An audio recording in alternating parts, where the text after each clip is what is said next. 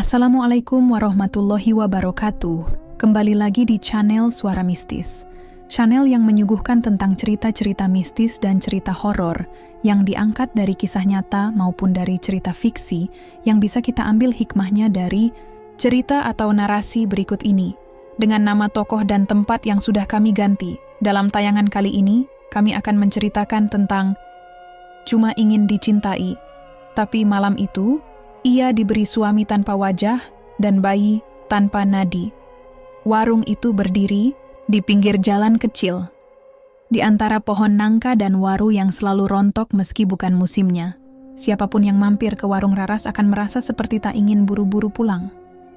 Kopinya biasa saja, rotinya sering keras di ujung, tapi senyum Raras seperti gula yang larut perlahan di tenggorokan. Ia tahu bagaimana memandang tepat ke mata lelaki, lalu menunduk seolah tak disengaja.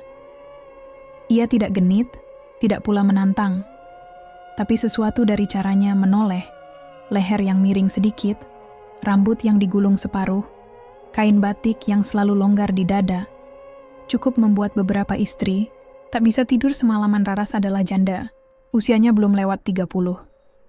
Suaminya Togar meninggal di atas ranjang mereka 2 tahun lalu, katanya karena sesak nafas.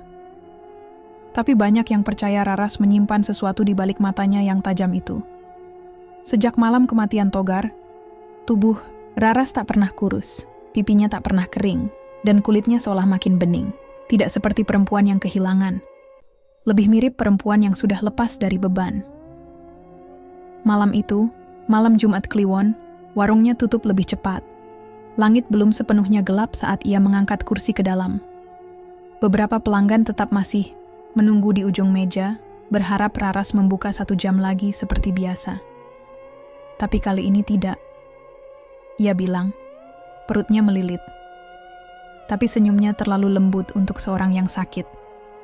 Dan tubuhnya lembab seperti daun pisang pagi hari. Ia mengunci warung lalu masuk ke rumah kayu di belakangnya. Di dalam, aroma melati sudah menyebar sejak sore. Lilin kecil menyala di sudut ruangan. Di atas tikar pandan, ia duduk bersila, mengenakan kain jarik tua yang diwariskan ibunya.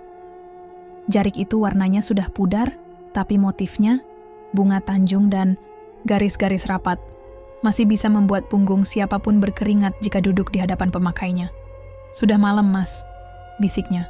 Tak ada siapapun di ruangan itu, tapi udara tiba-tiba menjadi hangat, seolah tubuh lain sedang duduk bersamanya. Tangan Raras menyentuh perutnya yang belum besar, tapi terasa penuh. Ia menutup mata, lalu membuka bibir pelan. "Aku siap." Lilin berkedip. Angin tak bertiup, tapi tirai tipis di jendela bergoyang perlahan. Dari luar, terdengar gamelan, pelan, seperti dari dasar tanah. Bukannya menakutkan, suara itu justru menenangkan, membuat bulu kuduk berdiri dengan nikmat aneh yang tak bisa dijelaskan. Sebuah bayangan menyusup dari balik dinding. Bukan bayangan tubuh, tapi seperti kerlip asap. Ia berputar sekali, lalu berhenti di hadapan Raras. Mata Raras tak terbuka, tapi tubuhnya menegang. Kainnya tergeser sedikit. Udara di sekitarnya seperti meleleh, bukan seperti disentuh.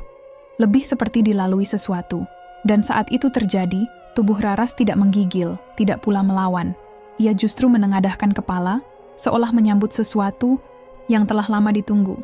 Dari celah bibirnya terdengar desahan pendek, lalu napasnya menurun panjang. Di dinding, bayangan tubuh Raras dan satu bentuk samar lain menyatu, menari pelan seiring suara gamelan yang makin kuat. Di luar, angin mulai bertiup. Pohon nangka menggoyang keras, dan salah satu kursi warung jatuh sendiri. 1 jam kemudian, gamelan berhenti. Lilin padam.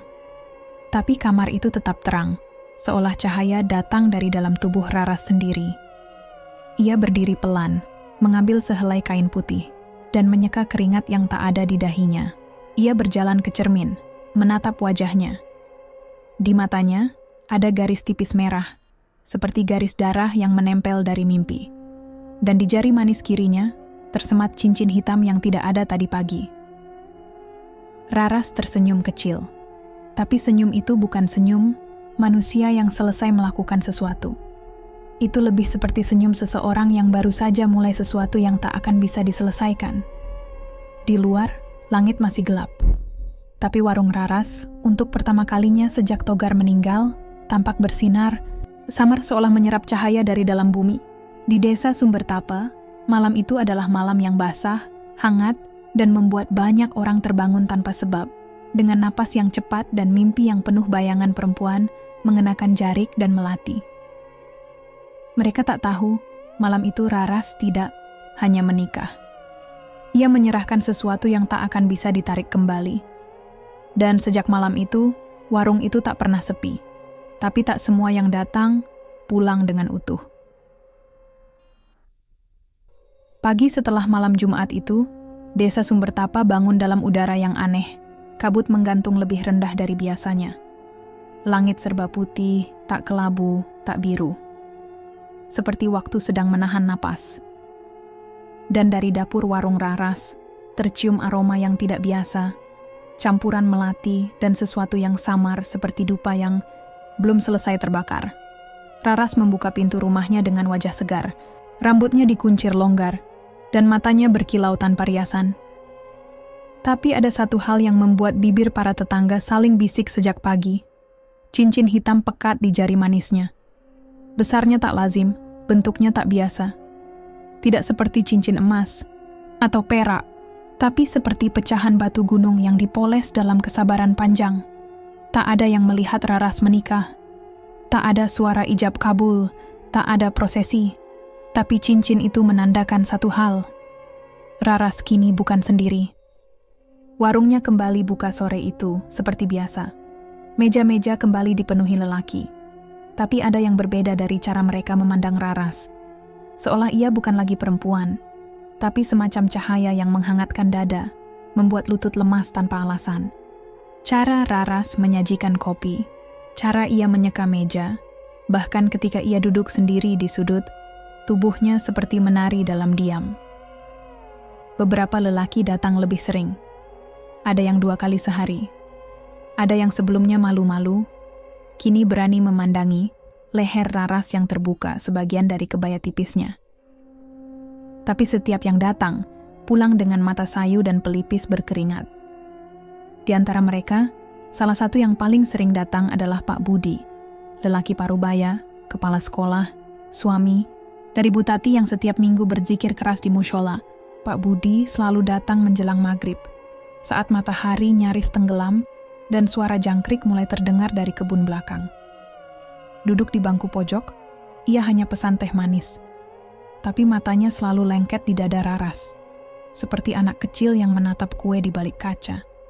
"Pak, tehnya manisnya cukup, ya?" tanya Raras suatu petang dengan senyum yang tak menghakimi. Pak Budi mengangguk, tenggorokannya kering. "Manis, Ras, seperti kamu."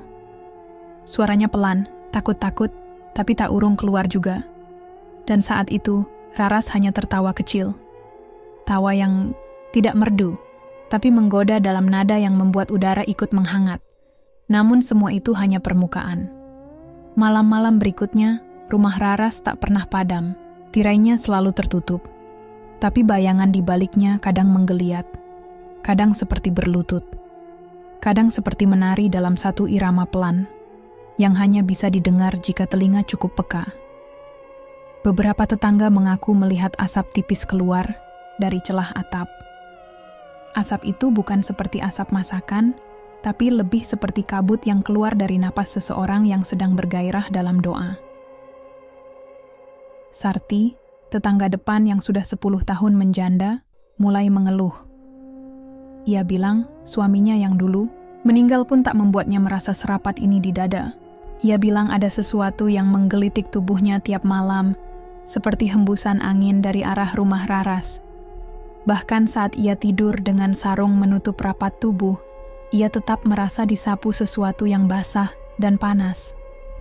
Sarti tak berani protes.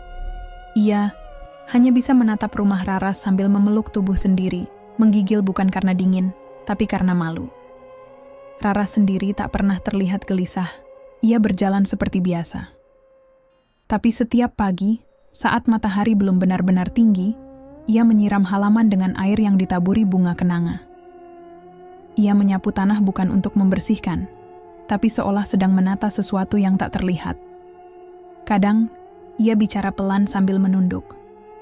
Kata-katanya tak jelas, tapi nadanya seperti bujukan, seperti rayuan kepada kekasih yang tidak tinggal di dunia ini. Suatu malam, seorang pemuda bernama Endang yang baru pulang merantau, datang ke warung. Ia belum pernah bertemu Raras.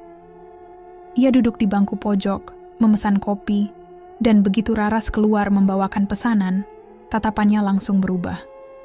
Dari kagum menjadi haus, dari segan menjadi ingin. Raras hanya tersenyum, menaruh cangkir, lalu duduk di bangku seberang. Mereka tak banyak bicara, tapi mata mereka bicara terlalu banyak. Endang pulang larut malam itu. Dan keesokan paginya, ibunya menemukannya duduk di beranda, keringat dingin di dahi, mulutnya menggumam, "Aku ingin ikut dia, kemanapun dia pergi." Matanya kosong. Ibunya tak tahu maksudnya. Tapi sejak malam itu, Endang tak pernah menyentuh wanita lain. Ia menolak dijodohkan, menolak ke kota, menolak mandi sore. Katanya, tubuhnya sudah dimiliki. Dan jika ia menolak, Raras akan datang dalam wujud yang lebih nyata. Desa mulai membicarakan, tapi semua masih dalam bisik. Sebab setiap yang mencoba berkata lantang, esoknya akan sakit kepala atau mimpi buruk. Didatangi perempuan berkain jarik, tanpa mata, dan mengucapkan satu kalimat berulang-ulang, dia sudah jadi milik. Pernikahan Raras tidak pernah tercatat di kantor desa. Tapi itu bukan berarti ia tidak sah, karena pernikahan tak selalu butuh saksi manusia. Dan malam-malam berikutnya, Sumber Tapa tak lagi seperti desa yang dulu. Lelaki tak lagi pulang tepat zona waktu. Perempuan mulai kehilangan warna di pipi. Dan dari kebun belakang rumah Raras, burung-burung tak pernah hinggap di pagi hari. Mereka tahu, sesuatu telah datang dan tinggal. Perut Raras mulai membesar sejak malam ke-30 setelah cincin itu tersemat di jarinya. Ia tak mengeluh. Ia juga tidak pernah bicara soal kehamilan itu. Ia hanya memakai kain yang lebih longgar dan mulai jarang berdiri lama di warung. Orang-orang melihatnya sering memegangi pinggang, berjalan lambat, dan tersenyum pada langit mendung, seperti sedang bercakap dengan sesuatu yang melayang di antara awan dan doa yang tak pernah keras. Namun yang membuat bulu kuduk merinding, bukanlah perutnya yang tumbuh cepat, tapi suhu tubuhnya yang tidak wajar. Suatu pagi, Sarti, yang sudah cukup berani setelah serangkaian mimpi anehnya reda, mampir ke dapur Raras, membawakan daun sirih dan minyak telon. Katanya, untuk menjaga kesehatan kehamilan. Raras menerimanya dengan anggukan manis. Tapi saat tangan Sarti tak sengaja menyentuh perut Raras, ia mundur spontan. "Ras," gumamnya tanpa sadar. Raras hanya tersenyum. Anaknya penyendiri, dia suka hening, Bu Sarti. Tidak ada yang membantah. Tapi sejak itu, Sarti tak pernah lagi berani ke belakang rumah. Bahkan hanya untuk mengambil daun pisang yang biasa ia petik, ia minta tolong anak tetangganya. Hari-hari berlalu, tapi keanehan justru tumbuh subur seperti rumput liar di pekarangan. Warung Raras tetap buka, tapi sekarang ia duduk lebih sering di pojok, dengan tangan mengelus perutnya pelan, seperti sedang menenangkan makhluk kecil yang ingin keluar sebelum waktunya. Lelaki-lelaki yang biasa singgah masih datang, tapi kini mereka lebih banyak diam. Mereka minum kopi tanpa suara, memandangi Raras tanpa berani bicara.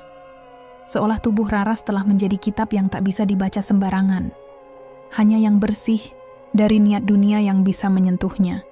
Dan tak ada yang cukup bersih di desa itu. Raras tak pernah ke bidan desa.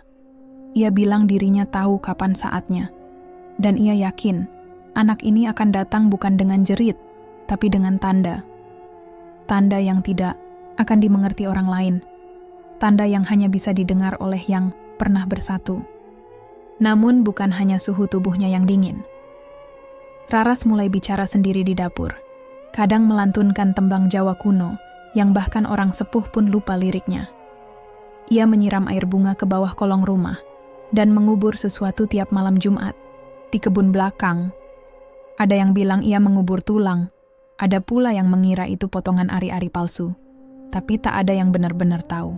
Yang pasti, setiap benda yang dikubur akan membuat seekor burung mati keesokan paginya, tepat di pagar bambu rumahnya. Dan malam-malam pun berubah, bukan lagi gelap biasa.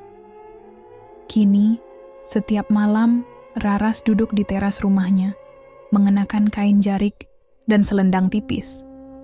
Ia seperti memanggil seseorang dengan bisikan yang hanya bisa didengar kabut. Lelaki yang lewat di depan rumahnya mengaku mendengar namanya dipanggil dengan suara lembut dari balik pohon jambu yang tumbuh sendirian di sudut pagar. Tapi saat ditoleh, tak ada siapapun, hanya suara desiran kain yang tak bergerak. Dalam keheningan itu, desakan mulai muncul dari dalam tubuh Raras. Bukan dari janin yang menendang, tapi dari sesuatu yang seolah hendak keluar dari balik kulit. Suatu malam, ia menjerit tanpa suara. Tubuhnya basah oleh peluh yang bukan dari panas, melainkan dari getar yang merayap dari dalam. Ia membuka bajunya perlahan, menatap perutnya di cermin, dan melihat bentuk tangan kecil menekan dari balik dagingnya. Tidak menendang, menekan pelan, seolah ingin menyapa, atau meminta sesuatu. Raras tidak menangis. Ia hanya berbisik, "Jangan sekarang, sayang." Belum malam ke-90. Ia tahu waktunya belum datang. Tapi anak itu tahu ia tidak hidup. Dan ingin diakui sebagai sesuatu yang lain. Emosi mulai merayapi tubuh Raras. Ia tidak lagi hanya menjalani. Ia mulai bermimpi tentang tubuhnya yang melayang tanpa daging. Tentang lelaki tak bermuka yang mencumbu lehernya di hutan penuh semak. Tentang suara tangisan yang berubah menjadi tawa setiap ia menyentuh perut. Ia bangun dalam keadaan basah, bukan hanya oleh keringat, tapi oleh rasa yang membakar dari dalam, seperti hasrat yang dipotong setengah lalu dibekukan.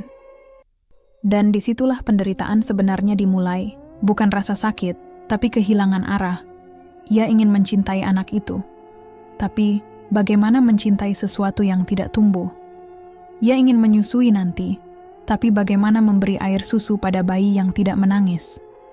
Suatu hari, ia memberanikan diri membuka pintu rumahnya sedikit lebih pagi. Ia berdiri di halaman dengan jarik kusut, rambut acak, dan tubuh yang sedikit bergetar karena angin. Seorang anak kecil lewat, menatapnya, lalu berkata polos, "Bu Raras, di dalam perut ibu ada suara ketawa, tapi bukan bayi." Raras tak menjawab. Ia hanya memeluk tubuhnya sendiri, seperti ingin menahan agar isi dalam perutnya tidak keluar sebelum waktunya. Tapi ia tahu, anak itu tidak sabar. Dan malam-malam berikutnya, ia mulai tertawa sendiri. Tawa yang pendek, lalu diam, lalu menangis, tapi bukan dari mulut. Tangis itu seperti datang dari sela tubuh, dari pori-pori, dari sela-sela antara cinta dan ketakutan. Raras, perempuan yang tak butuh lelaki untuk hamil, kini mulai meragukan keputusannya. Tapi semuanya sudah terjadi. Ia sudah menikah. Ia sudah diberi sesuatu yang bukan darah, tapi janji. Dan janji itu kini berdenyut tanpa nadi. Langit malam itu turun lebih cepat dari biasanya. Awan kelabu menumpuk seperti kain basah yang tak dijemur, menggantung rendah seolah hendak menyentuh atap rumah-rumah di desa Sumbertapa. Petir tak menggelegar, tapi menyala diam-diam, menyibak kabut dalam kilatan tanpa suara.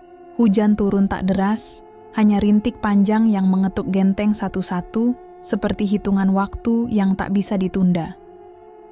Raras duduk di dipan kayu, tubuhnya menggigil bukan karena dingin, tapi karena sesuatu dari dalam tubuhnya mendesak keluar.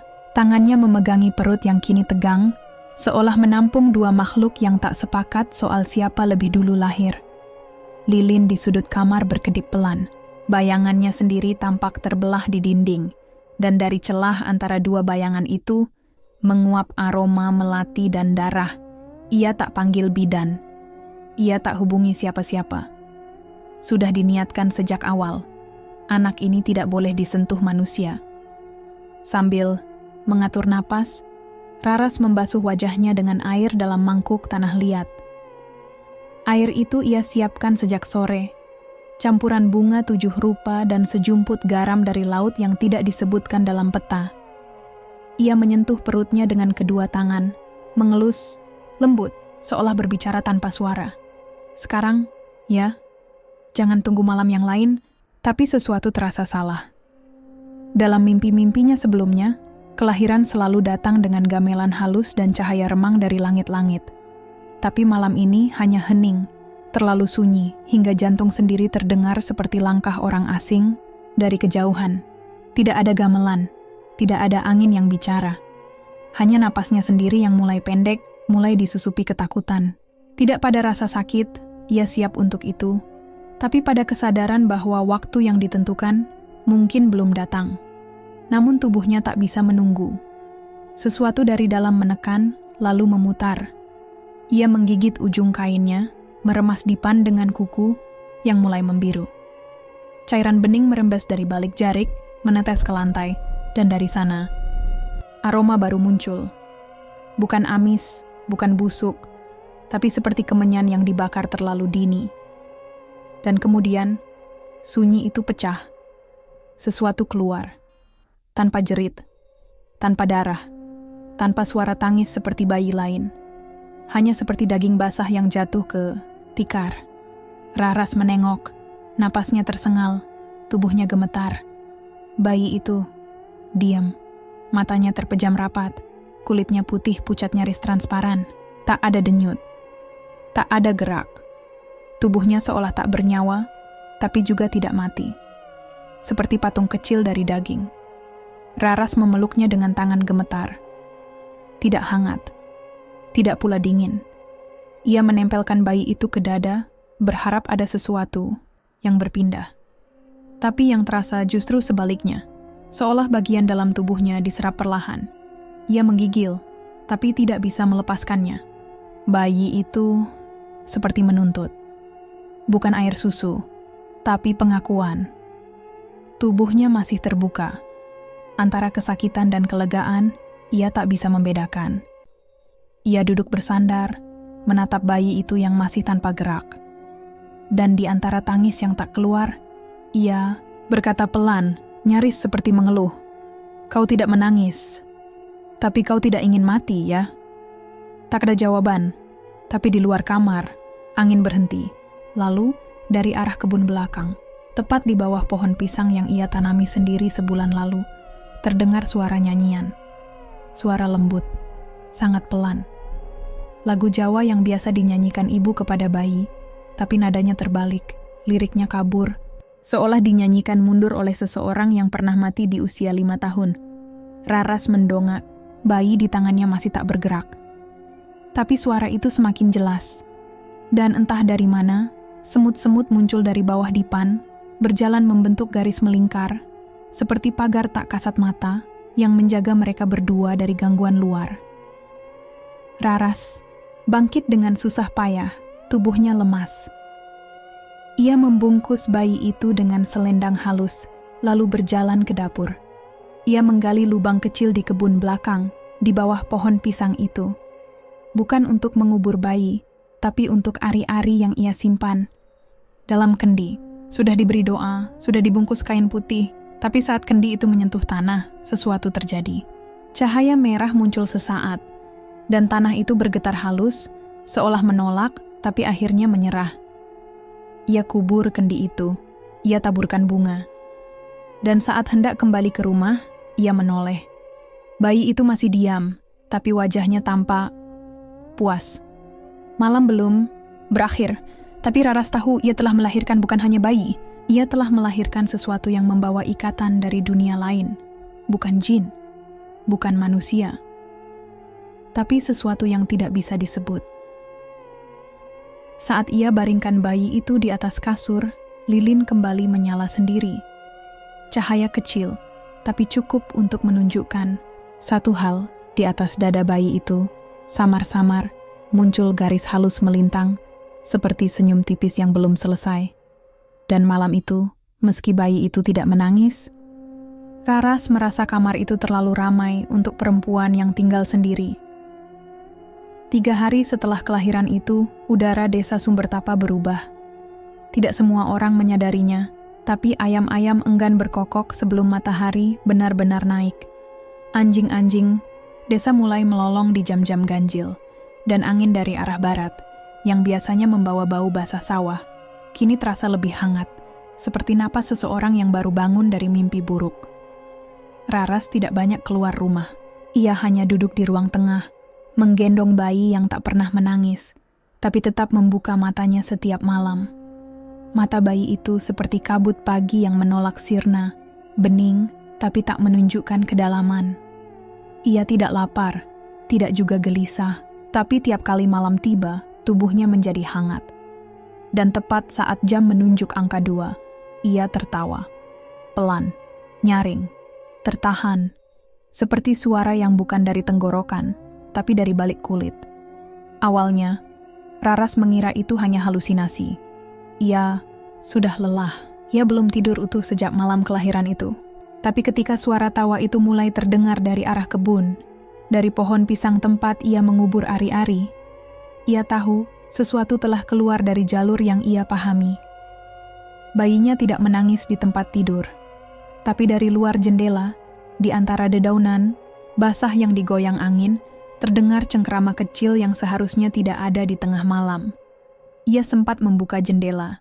Angin menerpa wajahnya, membawa serta aroma anyir bercampur manis yang menusuk seperti tubuh perempuan dibaluri darah bulan pertama. Daun pisang bergoyang pelan, seperti menunduk kepada sesuatu yang tidak terlihat, dan suara tawa itu masih ada, lembut, melengking, dan kemudian berhenti, seolah menyadari dirinya sedang didengarkan.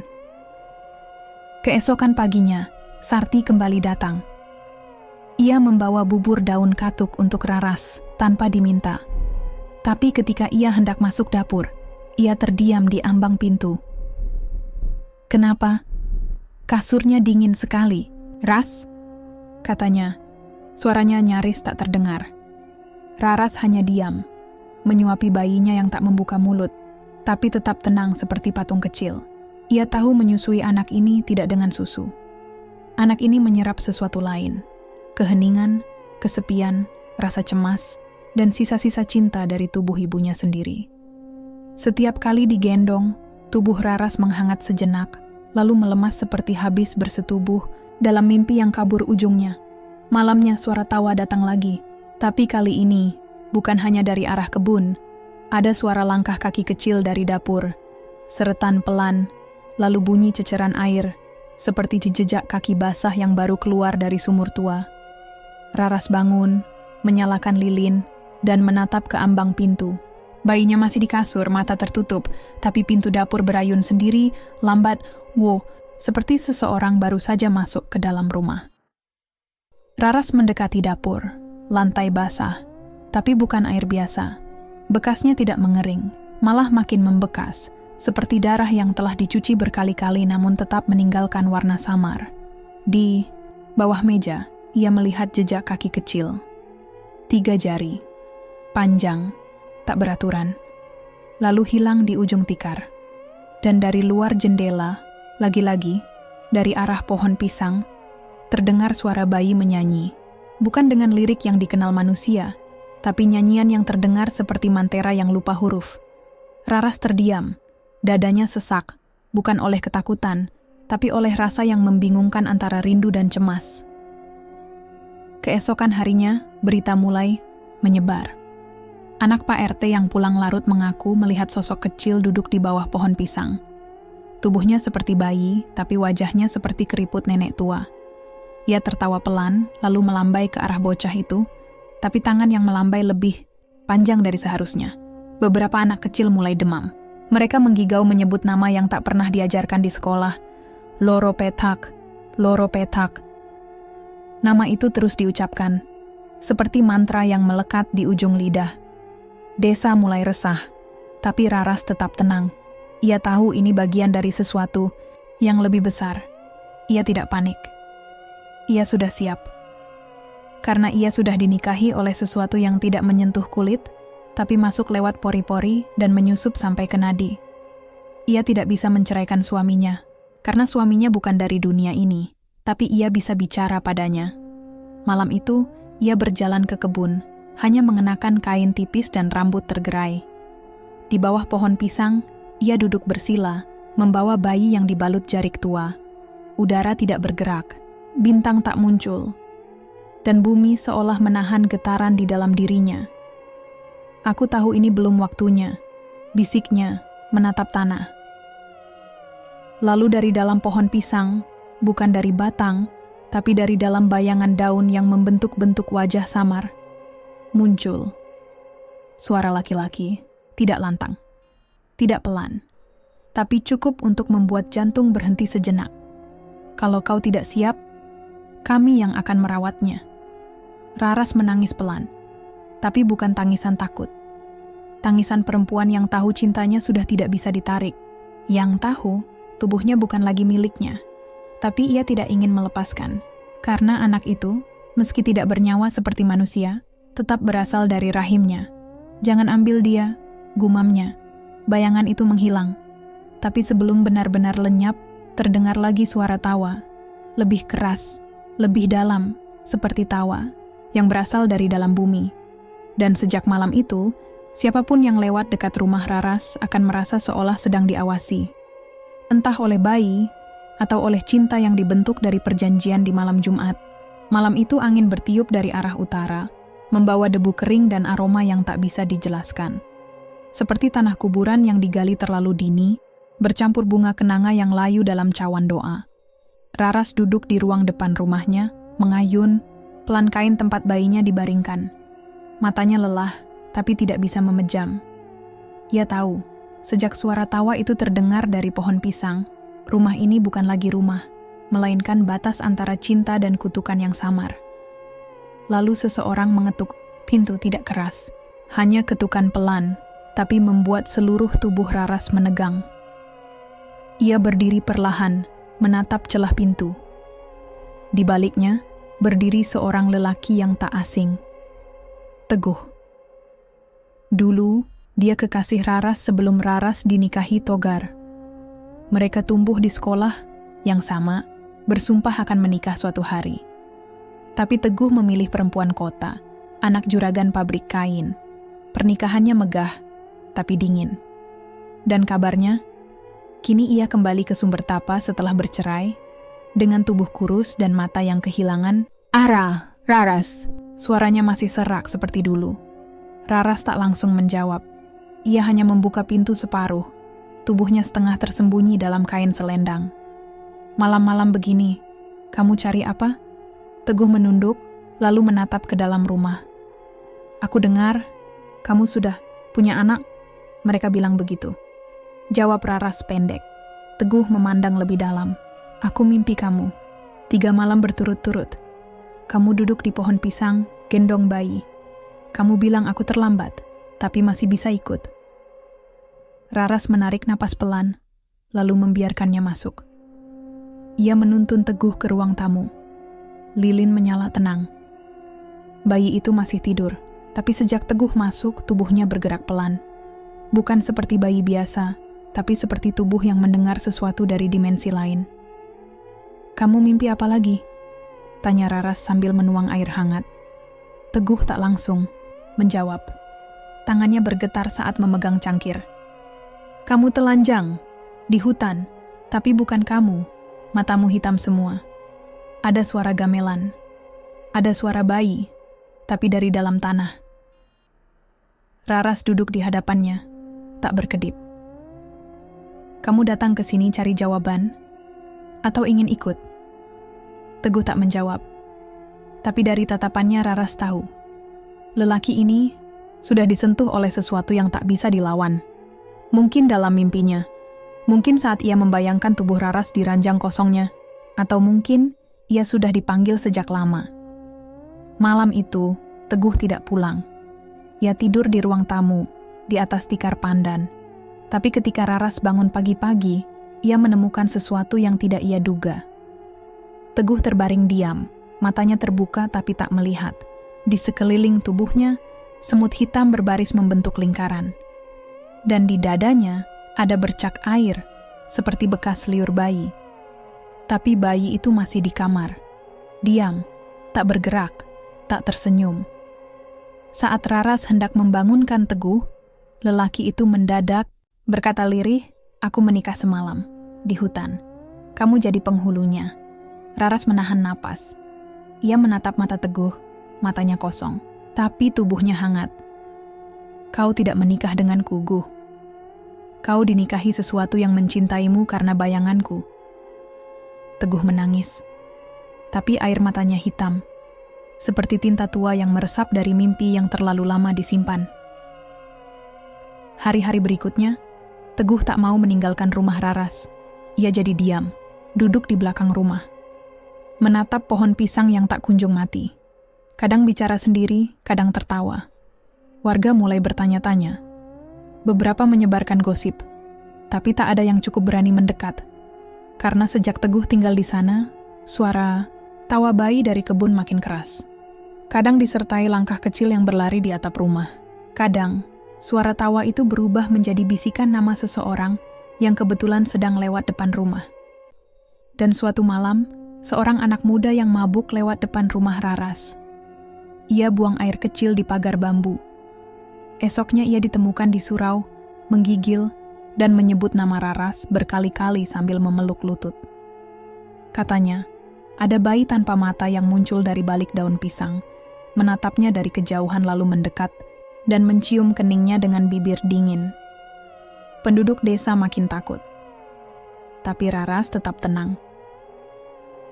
Ia tahu ini bagian dari harga. Teguh adalah korban cinta masa lalu yang belum selesai. Dan kini, cinta itu menuntut tubuh baru untuk dijadikan medium baru. Bukan untuk pelampiasan, tapi untuk pengingat bahwa yang dinikahi Raras bukan jin sembarangan, tapi sesuatu yang tak ingin dilupakan, bahkan oleh cinta yang telah usang. Malam-malam jadi lebih berat. Raras kerap duduk sendirian di ruang tengah. Tubuhnya lelah, tapi pikirannya tak bisa diam. Ia ingin lepas. Tapi bayinya, atau makhluk yang disebut bayi itu, seolah menahan dirinya dengan tatapan kosong yang perlahan-lahan mengikat seluruh hidupnya. Dan Teguh kini hanya duduk, menatap langit. Setiap malam ia tersenyum ke arah pohon pisang. Kadang bibirnya bergetar, seolah menyanyikan lagu yang hanya bisa didengar oleh mereka yang pernah menikah tanpa saksi manusia. Dan malam itu, untuk pertama kalinya sejak kelahiran, bayi itu tertawa sambil membuka mata. Pagi itu, suara kentongan terdengar 3 kali dari gardu desa. Bukan pertanda maling, bukan pula tanda bahaya, tapi suara itu yang disepakati hanya akan dipukul jika ada sesuatu yang tak bisa dijelaskan dengan logika manusia. Kini dipukul dengan tangan dingin oleh Pak Darman, ketua RT yang tak pernah percaya pada cerita hantu. Tapi semalam, anak bungsunya mendadak demam tinggi dan menggigil sambil mengigau satu kalimat berulang kali. Bayinya sudah bisa jalan. Desa Sumbertapa berkumpul di balai bambu. Tak semua berani bicara, tapi bisik-bisik tentang suara tawa, jejak kaki kecil di atap, dan tubuh laki-laki asing yang tidur di rumah Raras telah membentuk simpul kecemasan yang tak bisa lagi diabaikan. Mbah Gondo, lelaki sepuh yang dulu pernah menjadi dukun kampung, akhirnya angkat bicara. Ini bukan tentang bayi. Ini tentang ikatan, katanya pelan. Suaranya serak seperti tanah yang lama tak disiram. Dia sudah menikah. Tapi bukan dengan kita. Bukan dengan waktu kita. Raras tak datang ke pertemuan itu. Tapi ia tahu namanya disebut. Karena malam sebelum itu, ia bermimpi sesuatu yang tak biasa. Ia duduk telanjang di tengah sawah, dan dari langit turun sinar hitam yang menyelimuti tubuhnya, dengan selendang yang terbuat dari bisikan. Bisikan doa, caci, rindu, dan dendam yang saling bercampur, seperti aroma tubuh yang belum sepenuhnya dibasuh. Ia bangun dengan peluh dingin dan tubuh lemas. Teguh sudah tak lagi bicara. Ia hanya menulis simbol-simbol di tanah belakang rumah. Lingkaran tak sempurna yang membuat ayam-ayam enggan lewat. Bayi itu masih tidur di ayunan, tapi udara di sekitar tubuhnya seperti bergelombang. Dan setiap kali angin lewat, ada suara lembut yang berkata, "Jangan biarkan mereka mengambilku." Dan benar saja. Malam berikutnya, 5 orang warga, atas nama gotong royong dan keselamatan bersama, datang ke rumah Raras membawa sesajen. Di antaranya ada Pak Darman, 2 ibu pengajian, dan Mbah Gondo. Mereka tidak mengetuk. Mereka hanya berdiri di luar pagar, menyebar bunga 7 rupa dan membakar kemenyan. Mbah Gondo berucap lirih, "Kami hanya ingin meminta restu bumi, agar yang tinggal tahu tempatnya, dan yang menunggu tahu batasnya." Tapi tak ada angin, tak ada suara burung. Yang terdengar hanya tawa bayi, dari 3 arah berbeda. Dari atap rumah, dari dalam dapur, dan dari belakang punggung salah satu ibu. Ibu itu jatuh pingsan, tubuhnya kaku seperti bambu basah, dan dari bibirnya mengalir darah hitam, tipis, seolah ada yang mencoba keluar lewat saluran yang salah.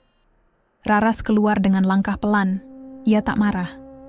Tapi matanya tak berkedip, dan kulitnya memantulkan cahaya lilin dari dalam rumah seperti tubuh yang bukan lagi manusia seutuhnya. "Kalian tak pernah mengundangku saat pertemuan," katanya lirih.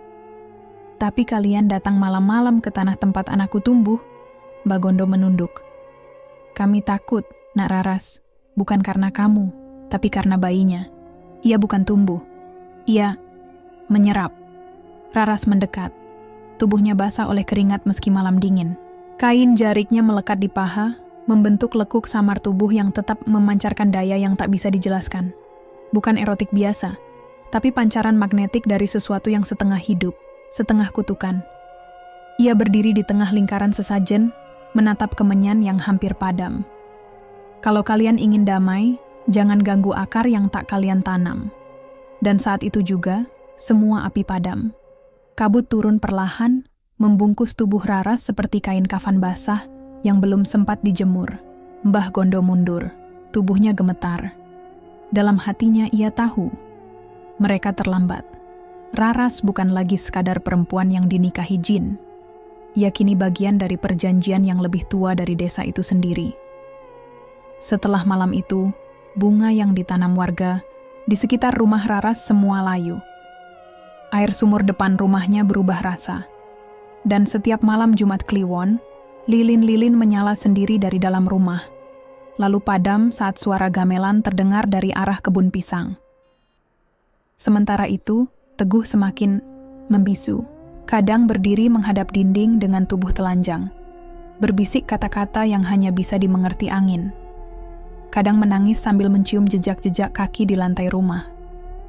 Raras membiarkannya, karena ia tahu laki-laki itu tak lagi milik masa lalu. Ia sudah ditarik ke dalam lingkaran yang dimulai dari cinta yang ditolak, lalu tumbuh jadi ikatan tak kasat mata yang haus tubuh dan setia pada bisikan malam. Dan bayi itu kini mulai duduk. Ia belum bisa berjalan, tapi matanya bisa mengikuti siapapun yang melintasi depan rumah. Ia tidak bicara, tapi dalam diamnya ada tatapan seperti lelaki dewasa yang menyimpan dendam karena dilahirkan tanpa nadi.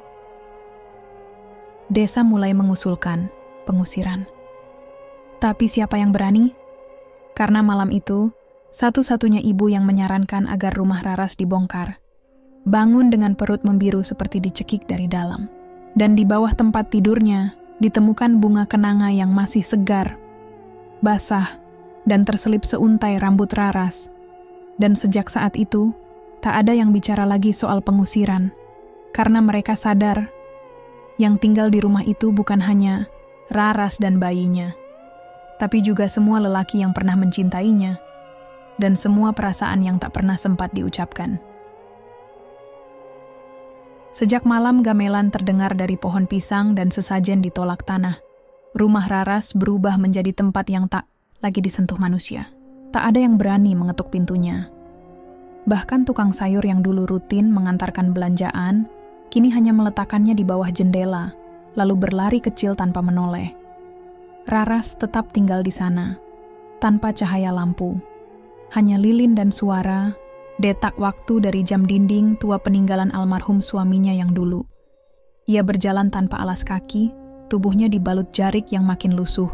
Tapi setiap lengkung gerak tubuhnya justru seperti menari pelan di antara batas hasrat dan kutukan.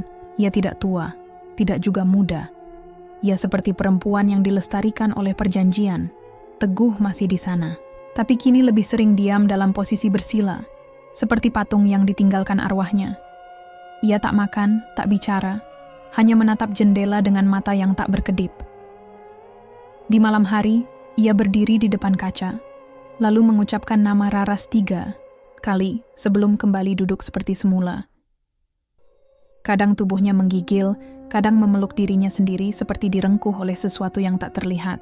Dan tiap kali itu terjadi, udara di dalam rumah menjadi lembab, seolah kabut malam masuk lewat celah-celah papan kayu yang sudah lapuk, membawa serta desah napas dari makhluk yang tak pernah lahir, tapi juga tak pernah mati.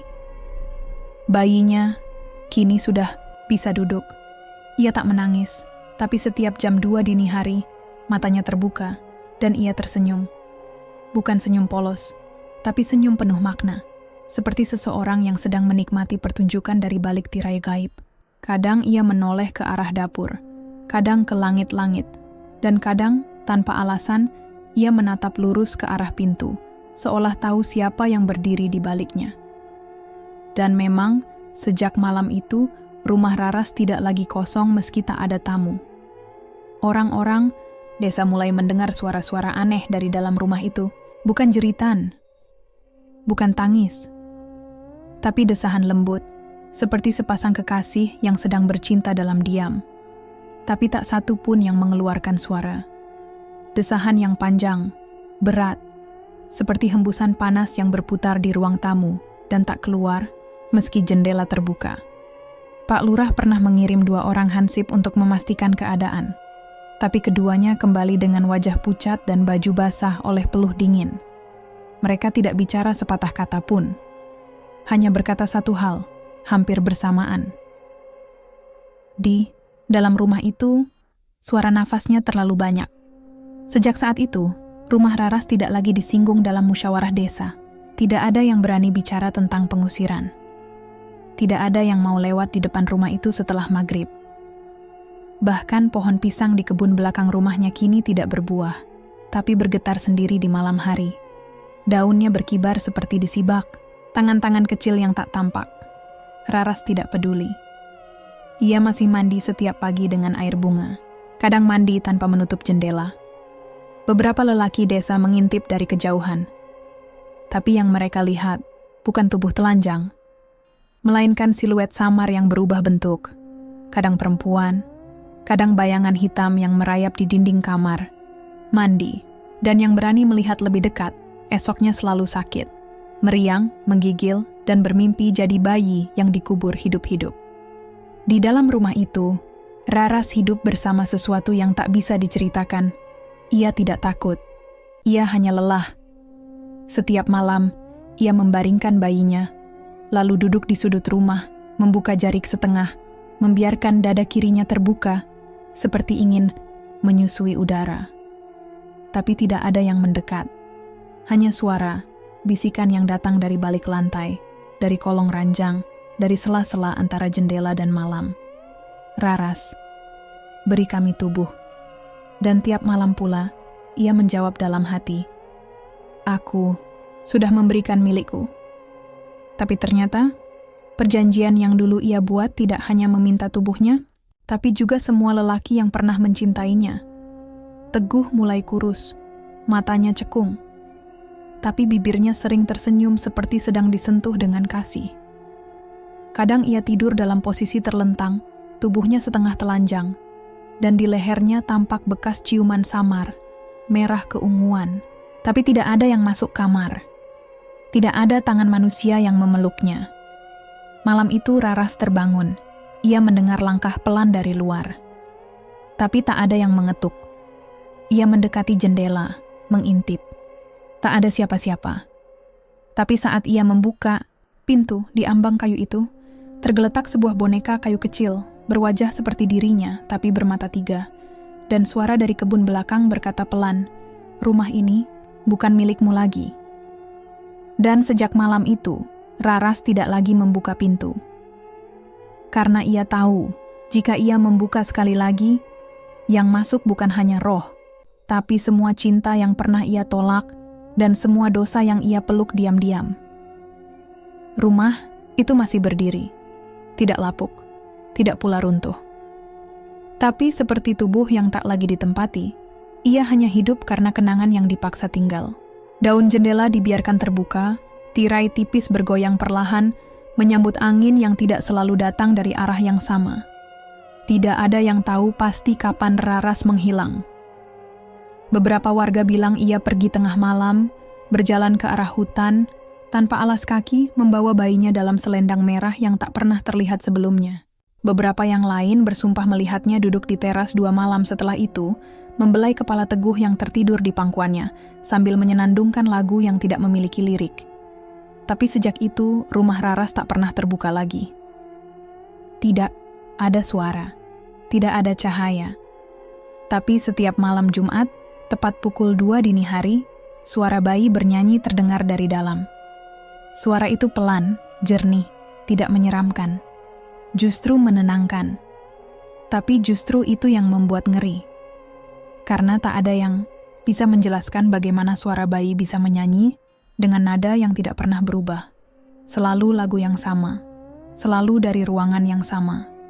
Beberapa pemuda iseng mencoba mendekat. Tapi mereka semua kembali dengan cerita yang berbeda. Namun nada yang sama. Rumah itu tidak kosong. Seseorang mengatakan, ia mendengar langkah kaki di atap, bukan berat, tapi cepat. Seperti tangan-tangan kecil yang merangkak, bukan berjalan. Yang lain bilang ia melihat ayunan di kamar bergoyang sendiri, meski tidak ada angin.